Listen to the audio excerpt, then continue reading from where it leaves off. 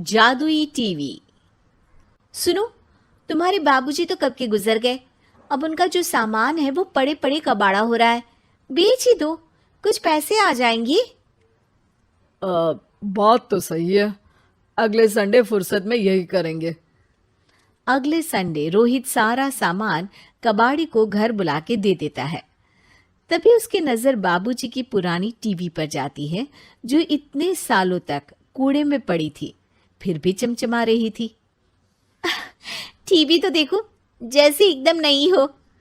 हाँ, बाबूजी को टीवी देखना बहुत पसंद था। उनका सपना था कि वो टीवी पे आए। एक बार मौका भी था जब वो अपने गांव के गाने सुनाने किसी चैनल पर जाने वाले थे, पर मैं और मेरा भाई लड़ पड़े और बाबूजी को घर पर ही रुकना पड़ा।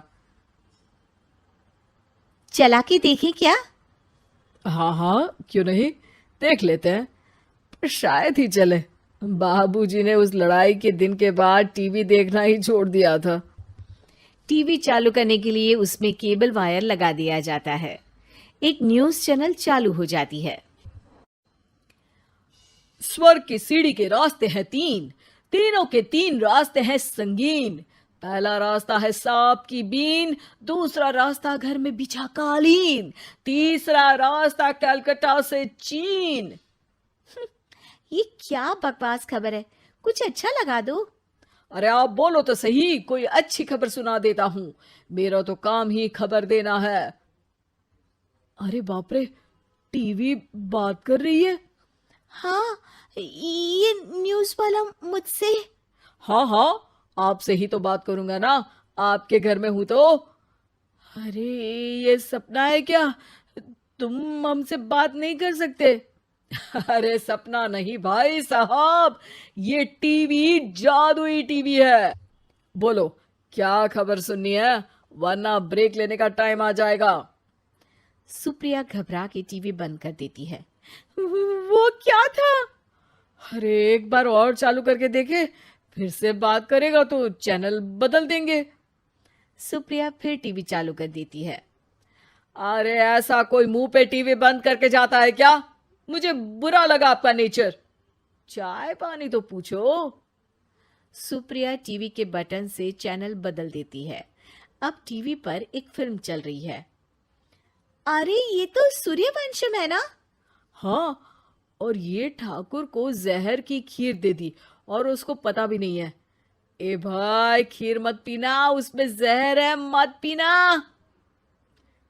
ठीक है महाशय, जैसा आप कहें। हाँ। अरे, आपकी बात मान ली, पूरी पिक्चर ही अब तो बदल जाएगी। मतलब ये सच में जादुई टीवी है?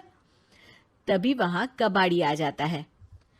भैया, टीवी के 150 रुपए दूंगा, चलेगा? अरे 1.5 करोड़ में भी ना दे तुमको ये टीवी हम। अरे 1.5 करोड़ खरीदने को होते तो तुम्हारे घर में ये पानी चाय नहीं पीता, अंबानी या टाटा के घर बैठा कोल्ड कॉफी पीता। रोहित कबाड़ी का हिसाब करके उसे वहां से चलता करता है और अपने भाई शशिकांत को फोन लगा के बुलाता है। शशि थोड़ी ही देर में वहां पहुंच जाता है। क्या हो गया भैया? अरे बाबूजी का टीवी याद है? हाँ हाँ, जिसमें घुसे रहते थे हमेशा वो, और अपने को कुछ नहीं देखने देते थे। अरे वो अब जादुई टीवी बन गया है। भैया, आपकी बकवास करने की आदत अब तक नहीं गई। अरे आपके घर में बच्चे हैं, अब तो बड़ों जैसी बात करो। रोहित जाके टीवी चालू कर देता है। टीवी पर एक जादू का शो हो रहा है जिसमें एक जादूगर है। अब मैं अपनी टोपी में से कबूतर निकालूंगा।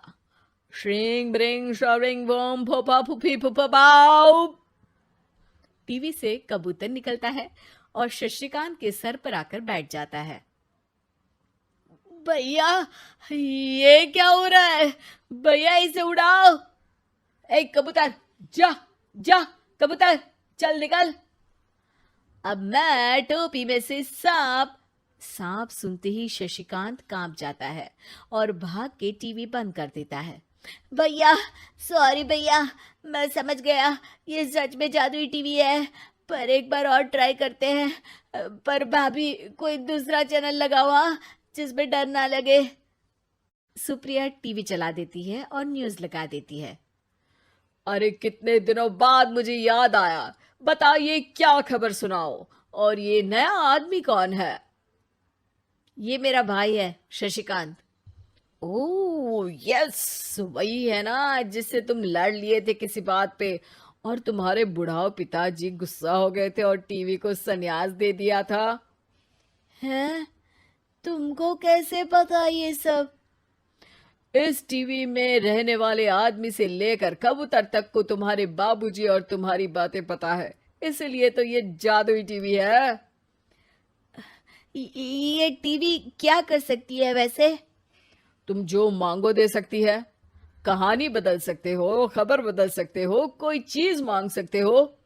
अरे भैया, ये टीवी मैं लेके जा रहा हूँ। बाबूजी का लाडला तो मैं ही था ना। अरे ऐसे कैसे? मैं बड़ा बेटा था, अब तक मेरे घर में टीवी थी ना। अब तक कहाँ गए थे पिताजी के लाडले? तुम्हारी गलती का एहसास भी है। अरे भैया, ज्यादा ना बोलो वरना भूल गए आपके दांत तोड़ दिए थे मैंने उस लड़ाई में। मेरी बीवी के सामने मेरी बेइज्जती करता है। रुक। दोनों भाई हाथापाई पे उतर जाते हैं। रुक, बताता हूं तुझे कि कौन बड़ा है। अरे छोटे का दम तो देख लीजिए आप। ये खबर आपके बाबूजी को देता हूं। तभी टीवी अचानक बंद हो जाता है। अरे शायद टीवी नाराज हो गया। और लड़ लो, आए बड़े खली बनने। टीवी से एक तेज रोशनी निकलती है और टीवी में बाबूजी दिखाई देते हैं। बाबूजी आप? इतना चकरा क्यों रहा है? अपने बाप को नहीं पहचानता क्या? ये तो ऐसा ही है बाबूजी। प्रणाम बाबूजी। अरे चुप कर, तुम दोनों ही उल्टे हो। तुम्हारी वजह से मैंने टीवी में आने के सपने को छोड़ दिया, तुम्हारी लड़ाई की वजह से। और तो और, जितना मैं अपनी बीवी को नहीं देखता था उतना टीवी को देखता था, वो भी छोड़ दिया तुम दोनों की लड़ाई की वजह से। और अब मरने के बाद जब मैंने टीवी को जादुई टीवी बना दिया तो भी तुम इसका फल लेने की जगह लड़ रहे हो। अरे तुम तो लायक ही नहीं हो। अब तुमको बाबा जी का ठुल्लू भी नहीं मिलेगा। बाबूजी चले जाते हैं। टीवी बंद हो जाता है। रोहित और शशिकांत गिड़गिड़ा के टीवी के सामने हाथ जोड़ के बाबूजी को बुलाते हैं, पर टीवी सिर्फ धुआं निकालता रहता है।